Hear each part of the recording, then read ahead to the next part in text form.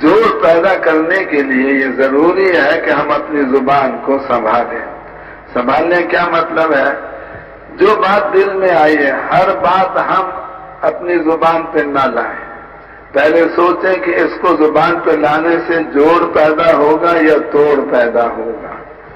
اگر توڑ پیدا ہوتا ہے تو اس بات کو ہرگز زبان پہ نہ لائیں، اپنے سینے میں اس کو دبا کر قبر میں اپنے ساتھ لے جائیں. کبھی زبان پر ایسی بات نہیں لانی چاہیے جو توڑ کا ذریعہ بنے.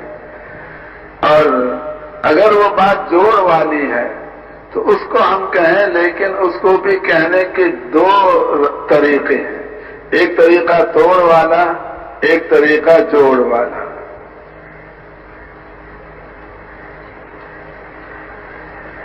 مثلا ایک آدمی کو ہم یوں کہتے ہیں کہ آپ کے والد محترم تشریف لائے ہیں، آپ باہر آ کے ان کو ملیں. تو یہ ٹوٹا ہوا آدمی بھی اس عنوان سے ہمارے ساتھ جڑ جائے گا. اور یہ بھی ہم کہہ سکتے ہیں کہ آپ کی والدہ کے خاوند آئے ہیں، آپ کی اماں جان کے خاوند آئے ہیں، یہ بھی ہم کہہ سکتے ہیں، کیونکہ باپ جو ہوتا ہے وہ ماں کا خاوند ہوتا ہے. لیکن اگر اس طرح سے اس کی ہم تعبیر کریں گے تو جوڑا ہوا بھی ہم سے کٹ جائے گا کہ تم نے میری بھری مجلس میں میری ماں کا نام کیوں لیا اور کیوں کہا کہ ان کا خامد. حالانکہ یہ حقیقت ہے، جھوٹ نہیں ہے، صحیح ہے، لیکن یہ عنوان ایسا ہے کہ جس سے جوڑا ہوا بھی کٹ جاتا ہے. تو آج ہم لوگ یعنی صحیح بات کو کہتے ہیں مگر ایسے انداز سے کہتے ہیں جس سے توڑ پیدا ہو جاتا ہے.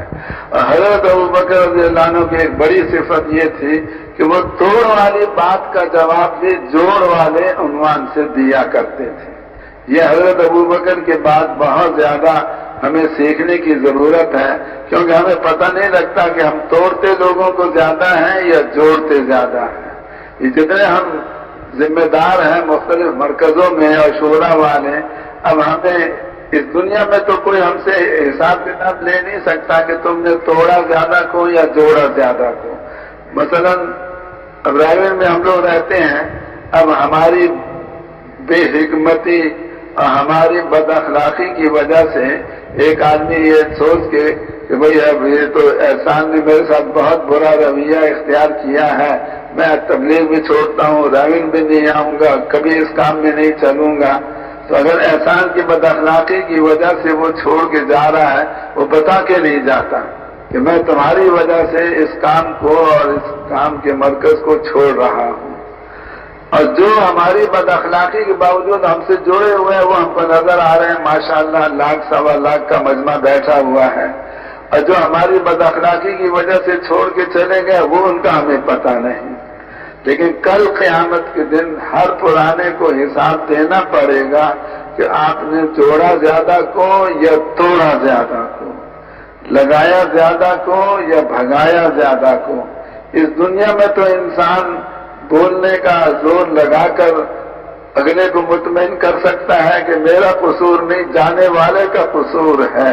لیکن کل قیامت کے دن کوئی آدمی کی بات اللہ کے سامنے چل نہیں سکے گی. اس لیے اس حساب کے پیش ہونے سے ہم سب کو اپنا دامن بچانا چاہیے کہ اللہ ہمیں ان میں سے بنائے جو لگانے والے ہوں اور ان میں سے نہ بنائے جو بھگانے والے ہوں. اب حضرت ابوبکر کے پاس 2 صحابی آئے کہ رسول پاک علیہ الصلوۃ والسلام نے ہمیں زمین دی تھی، آپ حضور کے خلیفہ ہو، آپ بھی ہمیں زمین دو. تو حضرت ابوبکر نے ساتھی جتنے موجود تھے ان سے مشورہ کیا، سب نے کہا کہ دے دو. تو چنانچہ پرچہ بنا کے لکھ دیا فلاں زمین ہم نے فلاں 2 مسلمان صحابی کو دے دی. اور فرمایا کہ حضرت عمر ہماری اس مجلس میں نہیں ہے، لہذا چلے جاؤ لے کر پرچہ اور ان سے کہو وہ بھی گواہی اس پہ اپنے ڈال دے. اب وہ گئے، حضرت عمر نے پڑھا، پڑھتے حضرت عمر کو آ گیا غصہ اور فرمایا حضور نے تمہیں دیا تھا کہ اس زمانے میں اسلام کمزور تھا، آج اسلام طاقتور ہو چکا، تمہیں دینے کی کوئی ضرورت نہیں ہے.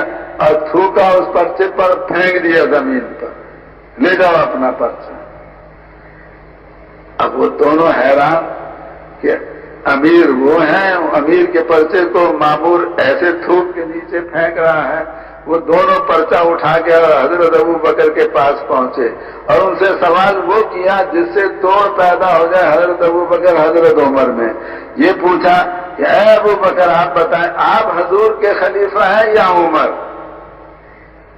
اب اس کا بظاہر جواب کیا بنتا ہے کہ میں خلیفہ ہوں رسول پاک علیہ السلام کا۔ اس میں اپنے مقام کو اپنی زبان سے ظاہر کرنا، اپنی بڑائی کا اظہار، حضرت ابو بکر میں اس کی کوئی ذرہ برابر بھی گنجائش نہیں تھی، کبھی ایسا لفظ نہیں بولتے تھے جس سے ان کی بڑائی ظاہر ہو، اس لیے یہ جواب نہیں دیا۔ تو کیونکہ اگر یہ جواب دیتے تو فوراً کہتے آپ اچھے امیر ہیں، آپ کا مامور تو آپ کے پرچے کا احترام نہیں کرتا۔ یوں فرمایا ارے بھائی اگر عمر امیر بننا چاہتے تو وہ بن سکتے تھے، کیونکہ پہلے میں نے انصار کو ابو عبیدہ کے پاس بھیجا تھا، انہوں نے انکار کیا، میرے پاس آئے تو میں نے حضرت عمر کے پاس بھیج دیا تھا۔ اگر حضرت عمر اس وقت امیر بننا چاہتے تو میں نے موقع دیا تھا، وہ نہیں بنے، اس لیے مجبوری میں مجھے بننا پڑا۔ ایسا جواب دیا کہ ان دونوں کا غصہ بھی ٹھنڈا ہو گیا۔ ان کا سوال توڑ والا تھا، جواب جوڑ والا دیا۔ اور پھر حضرت عمر پیچھے سے پہنچ گئے غصے میں بھرے ہوئے اور یوں فرما رہے ہیں کہ اے ابو بکر یہ زمین آپ کی ہے یا مسلمانوں کی؟ نہ بھائی میری نہیں ہے، مسلمانوں کی ہے۔ تو آپ نے مشورے کے بغیر کیسے دے دی؟ اب اس کا جواب حضرت ابو بکر کے پاس ہے کہ سارے مسلمانوں سے ایسے مسئلے میں مشورہ کرنا ممکن نہیں، جتنے میرے پاس تھے ان سے میں نے مشورہ کر لیا تھا، سب نے کہا تھا تو آپ تھے نہیں، آپ کے پاس میں نے پرچہ بھیج دیا۔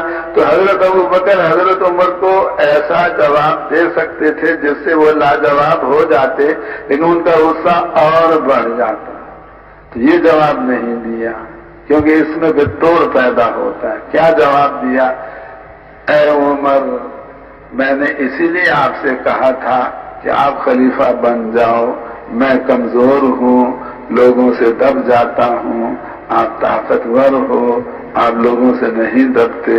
تو ایسا جواب دیا کہ جس سے حضرت عمر کا بھی غصہ ٹھنڈا ہو گیا۔ سوال توڑ والا اور جواب اس کا جوڑ والا۔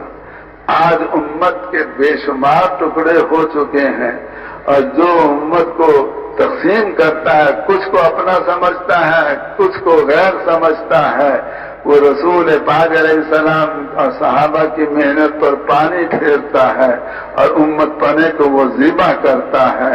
اس لیے اللہ ہمیں ان میں سے نہ بنائے جو امت میں توڑ پیدا کرنے والے، اللہ ہمیں ان میں سے بنائے جو امت میں جوڑ پیدا کرنے والے ہوں۔ کیوں وہ یہ صفت اپنے اندر پیدا کریں گے نا انشاءاللہ۔ پہلے تولو پھر بولو، ہر بول سے پہلے سوچیں کہ یہ بول جوڑ والا ہے توڑ والا، اگر جوڑ والا ہے اس کو اس انداز سے بیان کریں جس سے جوڑ پیدا ہوگا، نہ جوڑ والی بات کو بھی آدمی توڑ والے الفاظ سے کہہ سکتا ہے۔